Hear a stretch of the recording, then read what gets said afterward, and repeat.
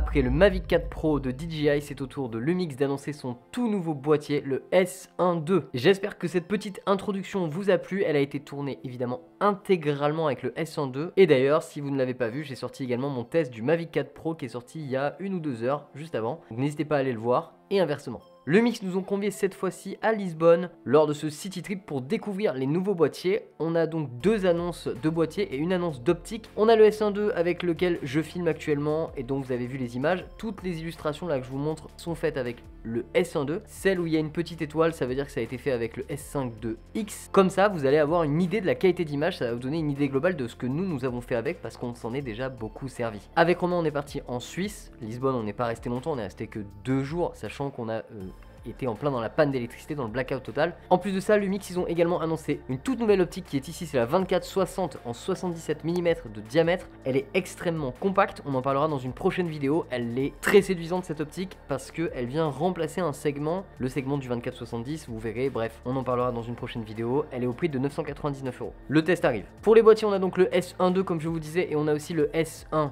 II pour Essential, essentiel, ce sera assez difficile à dire mais facile à retenir. Au global, ce boîtier là c'est pareil, il aura sa propre vidéo dédiée. Pour le moment je ne l'ai pas eu en test mais ça va pas tarder. Ce boîtier là on va le retrouver à un prix de 2749 € TTC et au global c'est une amélioration du S5 IIX dans un carrossage de S1 avec le nouveau viseur, le nouvel écran, un nouveau processeur et pas mal de petites fonctions à droite à gauche, mais on en parlera dans une prochaine vidéo. Et avant de continuer cette vidéo, je fais très rapidement ma pub pour le PowerGrade Aria qui marche avec la version de DaVinci Resolve gratuit. Toute la vidéo a été étalonnée avec, donc si t'aimes le look de toutes les images que tu vois, et ben tu peux aller l'acheter, lien dans la description. Merci à toi. Aujourd'hui on s'attaque au mastodonte qui est le S1 II puisque sachez-le, c'est pour moi le boîtier qu'on attendait en vidéo, donc c'est pour moi celui qui vient combler entre guillemets ce qui manquait sur le S1R2. C'est parti, on en parle tout de suite.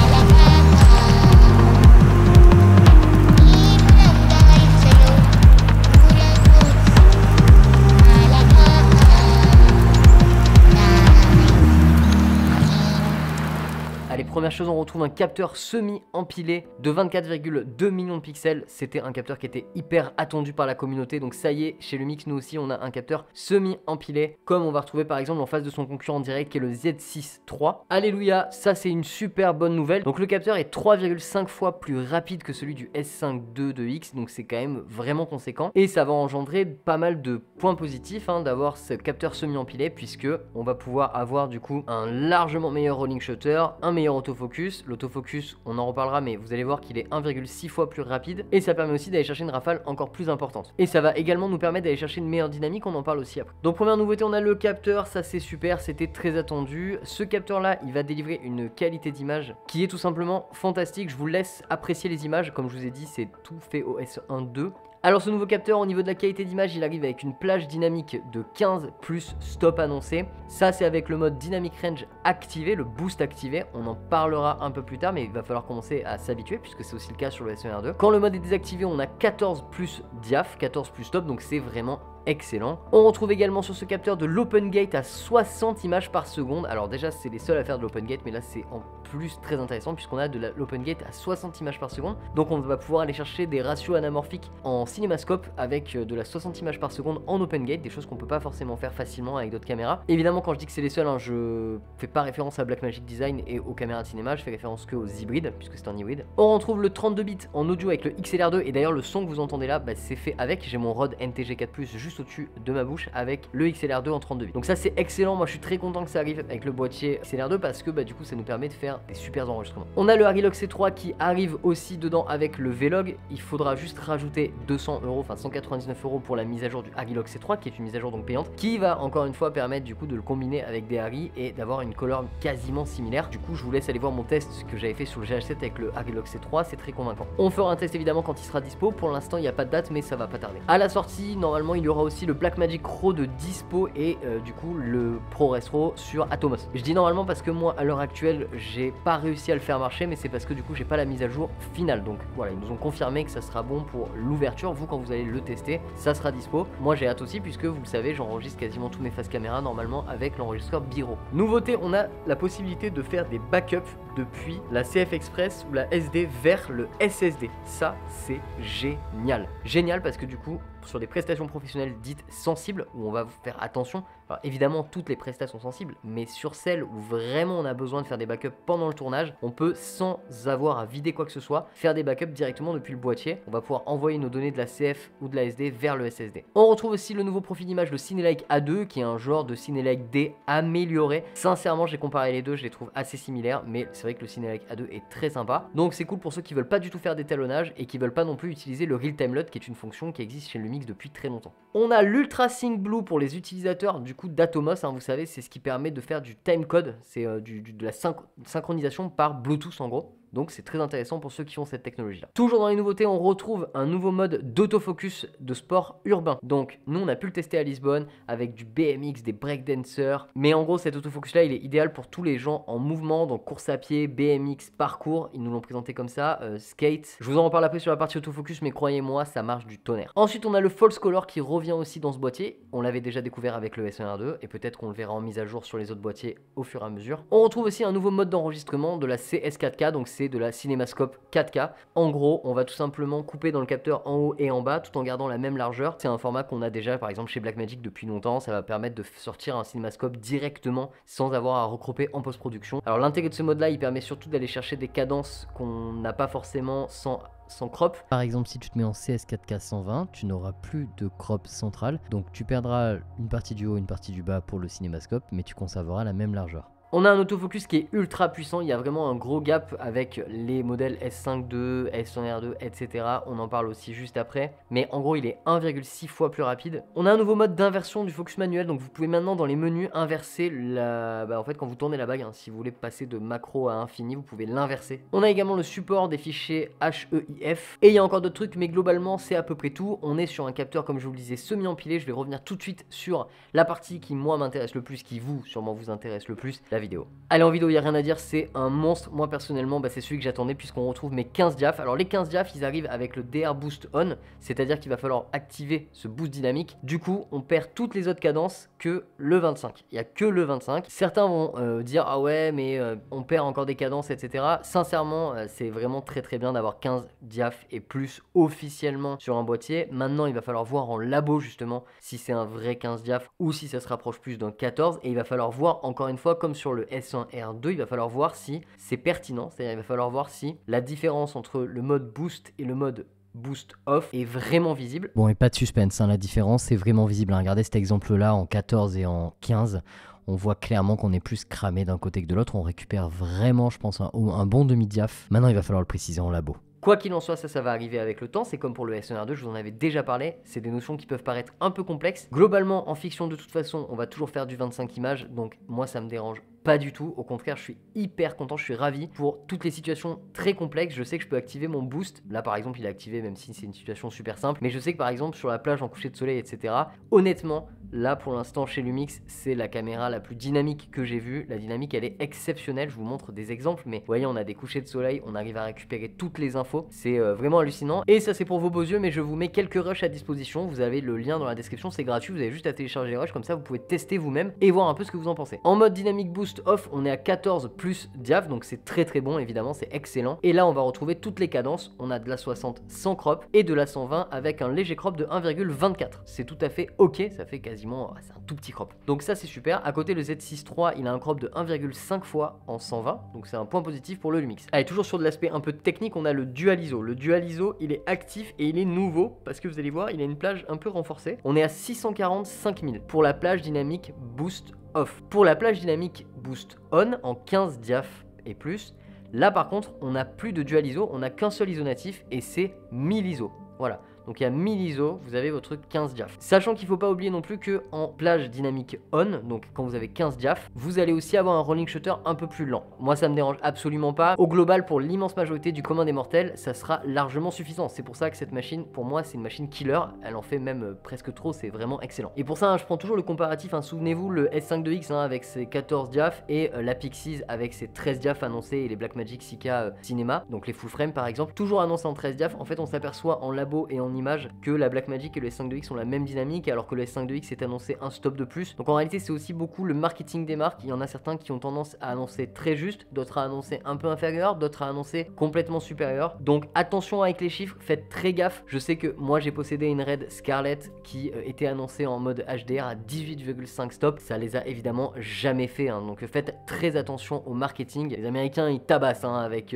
ça. Je pense à Red là en l'occurrence, mais ça aurait pu être un autre. Donc voilà, ne vous faites pas avoir juste par le nombre de diaph sur la fiche technique, il faut aller le vérifier encore une fois. Et donc là chez Lumix vous pouvez globalement faire totalement confiance, dynamique est excellent. Et on peut le comparer à ce qu'on a chez Blackmagic en fait, vous pouvez le mettre en face de ce qu'il y a chez Blackmagic, sachant qu'à l'heure actuelle les caméras de chez Blackmagic, certaines d'entre elles, je pense notamment à la Ursa Cine 12K LF et à toute cette gamme avec ce capteur là, ils ont parmi les meilleures dynamiques du marché, juste en dessous de la Arri Alexa Mini LF, donc c'est vraiment colossal. Et c'est au-dessus de la Venice 2 de chez Sony, etc. Donc vraiment c'est très bon. Donc voilà, c'était la parenthèse technique, désolé ça devient compliqué, c'est un gros test et tout, mais c'est important pour moi de vous l'expliquer. Côté stabilisation, on a du 8 stops de stabilisation sur les toutes dernières normes, donc c'est bon, là il n'y a pas photo, c'est de très loin, la meilleure stabilisation du marché. La stab est d'une violence.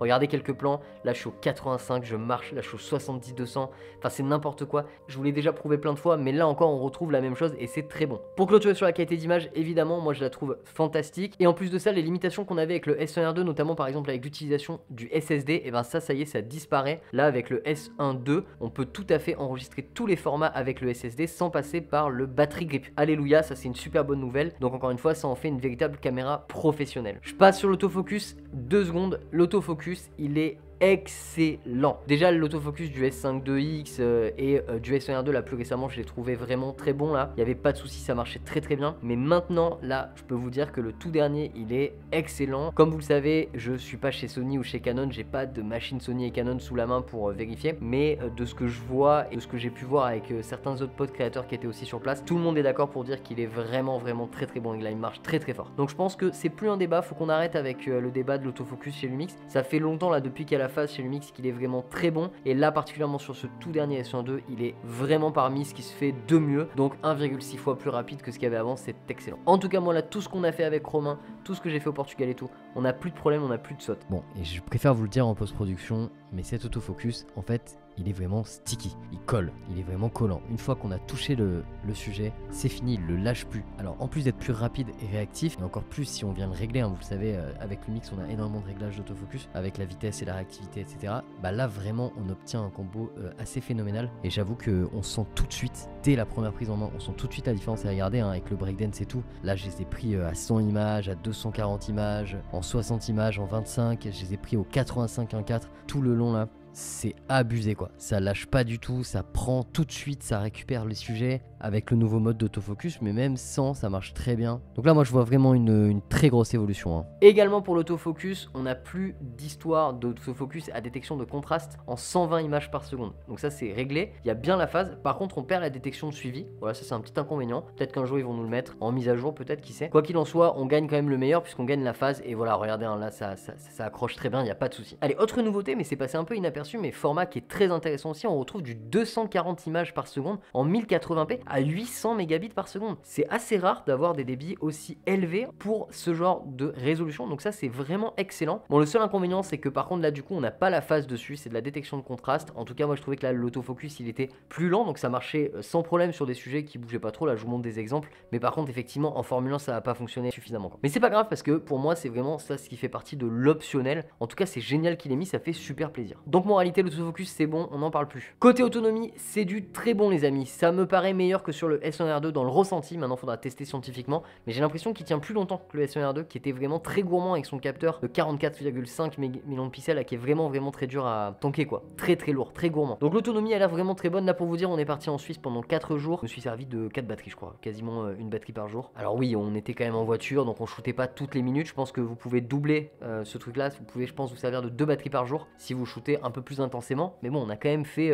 beaucoup de rush. Comme d'habitude chez Lumix on retrouve tous les formats qu'ils avaient avant, ils ont rien enlevé évidemment, c'est le fer de lance, hein. Là le S1.2 pour moi c'est l'hybride le plus haut de gamme de chez Lumix, même si le S1R2 est légèrement plus cher, le S1.2 est pour moi vraiment l'hybride le plus haut de gamme en vidéo photo, il est extraordinaire. Si vous ne cherchez pas un capteur haute définition comme le 44,5 du S1R2, alors le S1.2 il est fait pour vous, c'est le capteur, c'est l'appareil que vous attendez. Je suis très enthousiaste à l'idée de ce S1.2, je vous reparle de la conclusion un peu plus tard, mais globalement voilà, on retrouve tous les formats, je vais pas vous redétailler ce qu'on a à chaque fois. On a du ProRes en interne, on a du ProRes en interne, on a du ProRes 6K, HQ, etc. Donc il y a vraiment tout ce qu'il faut. C'est excellent là-dessus, encore une fois, il n'y a rien à dire. Et c'est pour ça que moi je travaille avec des Lumix et pas avec autre chose, hors des tournages où je suis en caméra avec des Arri, des Blackmagic ou des Red, etc. C'est parce que sur un hybride, ce que j'aime le plus, c'est la flexibilité, la possibilité d'avoir mon ProRes, etc. Et la color silence de Pana, la color silence de Lumix, qui est pour moi la meilleure de très loin sur toutes les marques hybrides, mais de très loin. C'est celle qui se rapproche le plus d'Arri Alexa, hein. D'ailleurs, c'est pas pour rien qu'ils ont un partenariat avec Arri, avec le Log C3, c'est évident. Donc pour moi, ça c'est tout ça que du positif. Maintenant, on passe à une autre partie. Je crois que sur la vidéo, on a tout évoqué. Comme je vous ai dit, 4K 120, 4K 60, 6K OpenGate 60, très intéressant. Bon, pour la photo, il est pas en restreint du tout, évidemment, hein, puisque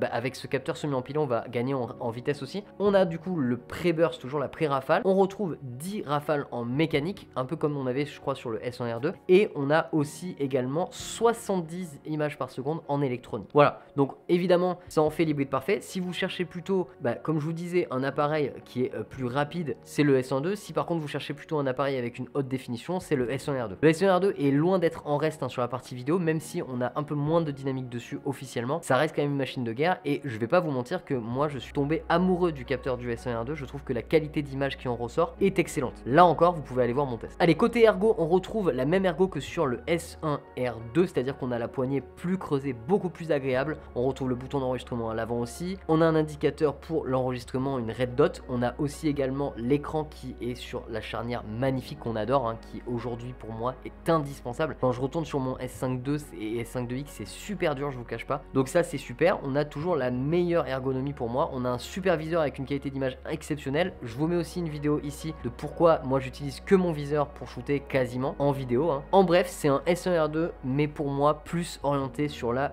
vidéo. Pourquoi? Pour toutes les raisons que je vous ai dit juste avant. Le capteur est taillé plus pour la vidéo et on le ressent. Donc bravo à Pana, on retrouve tout le savoir-faire qu'on a chez Lumix depuis toutes ces années et là ça y est, je le ressens enfin. Voilà, je suis content, j'attends pas mon S1H2. Je pense qu'il faut arrêter avec le S1H2. Je pense que c'est un boîtier qui sera là dans quelques années. Il sera pas du tout prêt pour le moment. En tout cas, c'est ce qui a été dit en interview. Là, on a un boîtier pour se sustenter. On a 15 gaffes, on a le S1.2. Pour moi, c'est une folie. J'étais hyper enthousiaste, je vais pas vous mentir là-bas. Et je le suis encore plus aujourd'hui. J'ai hâte de vous tester le Biro, le Harry C, les comparatifs entre le S1R2 et le S5 IIX, etc. Et puis aussi le S1.2E, on en reparlera. Point fort, point faible. Côté point fort, évidemment, on retrouve 15 diaph et capteurs semi-empilés avec de nombreuses nouveautés et notamment la 4K 120 à 1,24, ce qui l'emmène légèrement au-dessus de ce que fait le Nikon Z6 III avec une 4K 120 en 1,5.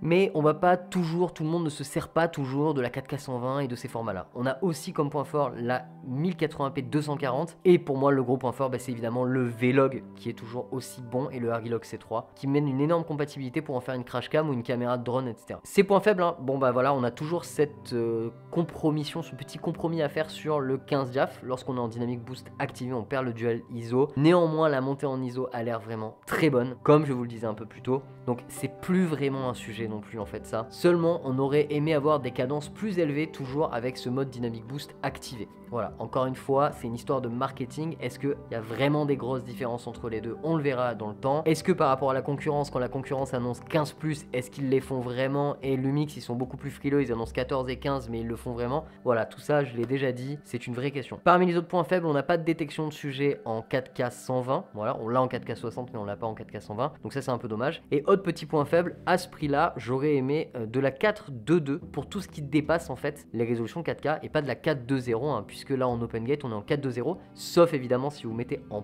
ProRes. Mais du coup, hein, c'est plus vraiment de l'OpenGate puisque c'est du 17/9.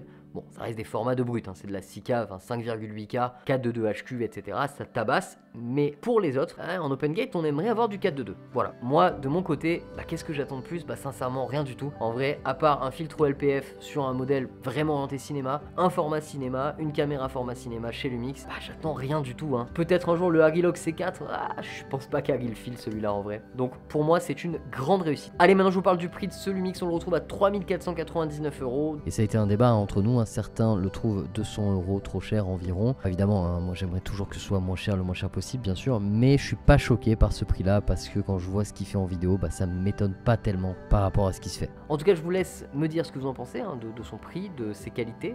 N'hésitez pas à parler dans les commentaires, est-ce que c'est ce que vous attendiez ou pas? Moi je pense qu'on tient enfin le boîtier qu'on attendait depuis très longtemps. Je pense qu'il faut arrêter d'en demander plus, là on a vraiment de quoi faire. Voilà, toutes les images que je vous ai montrées depuis le début de la vidéo parlent d'elles-mêmes. Je vous fais juste une petite parenthèse, il y a une nouveauté aussi, on a les garanties 5 ans jusqu'à mars prochain. C'est-à-dire que si vous achetez un boîtier dans l'année en cours jusqu'à mars 2026, il sera garanti pendant 5 ans. Et ça c'est vachement bien, très bonne initiative. C'est dans la nouvelle initiative de Pana, de l'initiative professionnelle tout simplement. Donc du matos pour les pros, et c'est très cool. Ce S102, il est pour les pros. Et d'ailleurs, hein, ça fonctionne pas qu'avec le S102, hein, ça fonctionne avec toute la gamme S, que ce soit les objectifs ou les boîtiers. On a des nouveautés aussi avec l'application Lumix Flow, j'en ferai une autre vidéo, mais ils ont annoncé pas mal de nouveautés et c'est très cool. On a la connexion à distance et ça c'est trop bien, elle marche hyper bien, même quand on ferme le téléphone et tout, et qu'on le remet, ça se relance tout de suite, c'est génial. On a le Fausse Color, le Waveform, je vous en avais déjà parlé, hein, je vous avais dit que ça arriverait, les ingénieurs me l'avaient dit, et on a en plus la compatibilité avec les tablettes. Donc j'ai envie de dire, bon, on fera encore une fois l'objet d'une vidéo entière, mais j'ai envie de dire, quasiment plus aucun intérêt de se trimballer un Atomos ou ce genre de truc. On prend notre tablette et on fonce et ce sera très bien comme ça. La correction de couleur est meilleure sur l'iPad que sur l'Atomos de très très loin, et en plus c'est plus léger. Que demande le peuple? Allez, j'aurais tellement d'autres trucs à vous dire, mais je pense que j'ai fait vraiment le tour. Il y a tellement de specs, il y a tellement de choses à dire sur ces boîtiers là, vous le savez, chez Lumix c'est pas facile. Mais cette review elle s'adresse pas forcément aux débutants, c'est un boîtier qui s'adresse pas à des débutants, c'est un boîtier à 3499 €, donc c'est un boîtier qui s'adresse à des professionnels, à des gens qui vont s'en servir, ou à des experts, ou à des gens qui ont de l'argent et qui veulent se faire plaisir avec des beaux boîtiers. Et écoutez, ce boîtier encore une fois, il est pour vous. Si vous souhaitez le précommander, ça soutient énormément la chaîne puisque je prends 3% sur les commissions de ces ventes. Et donc je vous invite à le commander sur ipln.fr avec le code créateur Adelin, ça me soutient encore une fois énormément, ça me permet d'acheter du matériel, notamment des nouvelles optiques et ce genre de choses. Et ça permet aussi parfois de financer les voyages, puisque ne pensez pas que tout est gratuit, loin de là. Panasonic nous invite pour l'événement, je fais une petite parenthèse sur ça, on est 2 jours sur place, on a les billets d'avion aller-retour ainsi que l'hôtel, mais néanmoins tout le reste, hein, là mon voyage en Suisse, toutes les images etc, c'est de notre poche, hein. Ils n'ont pas payé, personne nous paye. D'ailleurs Lumix n'ont absolument pas vu hein, cette vidéo là, ils sont au courant de rien, je tiens quand même à vous le signaler. Et le boîtier, avant qu'il y ait des questions, ce sont des prêts longue durée, ce sont des samples, on ne peut pas les vendre, on peut juste les garder et s'en servir. Allez, n'hésitez pas à vous abonner, commenter, liker et partager, et à très vite pour une prochaine vidéo. Ciao. Bam.